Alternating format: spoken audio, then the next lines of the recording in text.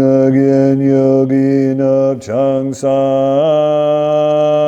Padma kesadong bola Yatsen juging adrum ye Padma jung ne she sudrak Godo kandro mangpoka Keki jesudak drupki Jingi rapchi shek suso Guru Padma Siddhi Hu Om Vajra Guru Padma Siddhi Hu Om Vajra Guru Padma Siddhi Hu Om Vajra Guru Padma Siddhi Hu Om Vajra Guru Padma Siddhi Hu Om Vajra Guru Padma Siddhi Hu Om Vajra Guru Padma Siddhi Hu Om Vajra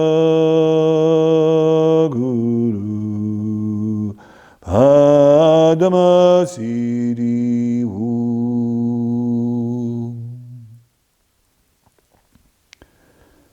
Who shall conquer the earth and the realm of death with its deities? Who shall make out the well-taught verses of truth as an expert picks flowers? The learner of the transcendental path shall conquer the realm of death with its deities. The learner shall make out the well-taught verses of truth as an expert picks flowers. Having increased one's energy, one should establish the mind in samadhi. Because one whose mind is distracted stands between the fangs of the defilements. So the next theme, the next set of flowers on our lotus garland are concerned with dhyana paramita, the perfection of meditation, the perfection of meditative absorption. Here we're concerned with the Bodhisattva's meditation, the Bodhisattva's perfection of meditation. And we can see from this quotation from Shantideva, which opens his discussion of dhyana paramita in the Bodhicharyavatara, we can see immediately why the perfection of meditation is so important. Without samadhi, deep absorption in higher states of consciousness, without samadhi, the mind is distracted. And if the mind is distracted, it can be eaten, consumed by the kleshas, consumed by the defilements. With a distracted mind, when we're distracted, we're so available to craving, to aversion, to conceit, to stubbornness, to jealousy, to fear, to ignorance and confusion, to all the defilements. The Bodhisattva's mind, which is of course infused with the bodhicitta, the essence of emptiness and compassion, The Bodhisattva's mind is set on attaining enlightenment for all living beings. So the Bodhisattva has to particularly to guard against klesha. The Bodhisattva needs to free themselves from klesha. The Bodhisattvas purify themselves of klesha. Samadhi is the purification of klesha, the defilements, in the very depths of the mind and the heart. So this makes clear that the Bodhisattva is not in the world like everybody else, like anybody else, because the Bodhisattva is not motivated by klesha, not motivated by self-interest. The kleshas are all the expression of self-interest. The Bodhisattva is motivated by selfless love and compassion and by wisdom. So we also aspire to this. So this is why daily, regular meditation practice is of very great importance. It's why it's important why we need to meditate first thing in the morning.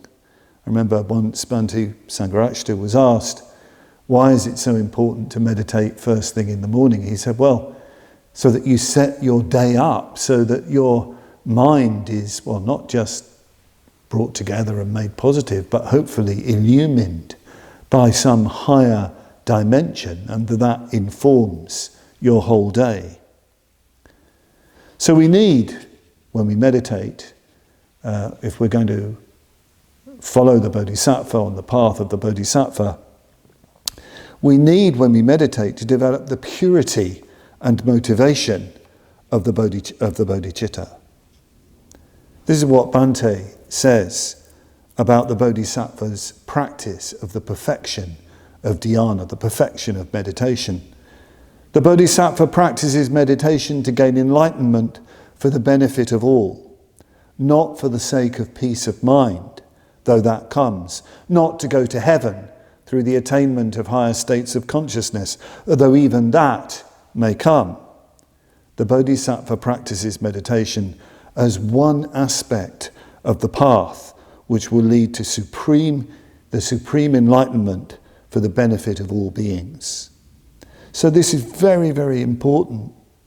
Meditation is not a technique to make us feel comfortable with our worldly life. Meditation, in the sense of the Bodhisattva's meditation as part of the path to enlightenment. It's not a technique to make us feel more comfortable with our worldly life.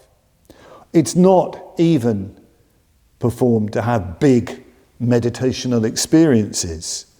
Meditation on this path is for the total transformation of ourself and our world.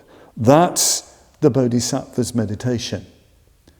A dear order member friend of mine went to see one of Bhante's great teachers, the great Chatro Sangye Dorje, who initiated Bhante into the Tara sadhana and was in fact Bhante's first Tibetan teacher, who gave him his first tantric initiation, who introduced him to his yidam, his personal deity.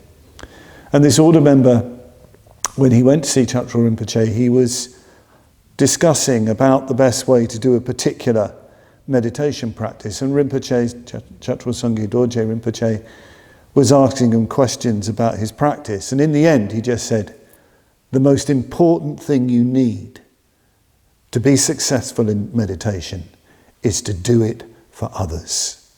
To do it for others. There was no discussion of techniques, no tips about how to concentrate the mind. Do it for others. So this is the kind of motivation that we need to form before every session of sitting meditation. We're doing it for others. We want to bring about the total transformation of our being, the complete purification of klesha for the benefit of all beings. We're doing it to transform both self and world.